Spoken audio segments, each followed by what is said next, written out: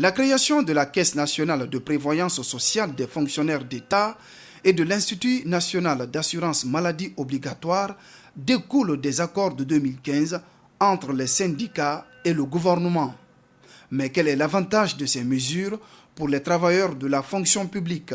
Ce sont des mécanismes que l'État va mettre en place pour permettre aux fonctionnaires d'être pris en charge dans un certain secteur de branche. Par exemple, l'invalidité, par exemple les prestations familiales, la vieillesse, par exemple les accidents maladies professionnelles. Si la mesure est salutaire, le prélèvement des 5% sur les salaires des fonctionnaires par le gouvernement a suscité un tollé et une grande indignation à tel point que les autorités ont fait marche arrière. Ça crée un tollé, certains se sont adressés aux banques, d'autres se sont adressés à des professionnels, donc à des juristes pour comprendre un peu les mécanismes et tout cela. Parce que préalablement, ils n'avaient pas été informés.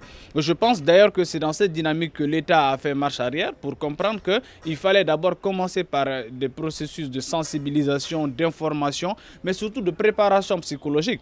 Le gouvernement annonce déjà le remboursement des sommes prélevées par rappel sur la solde du mois de février des travailleurs concernés par le préjudice causé.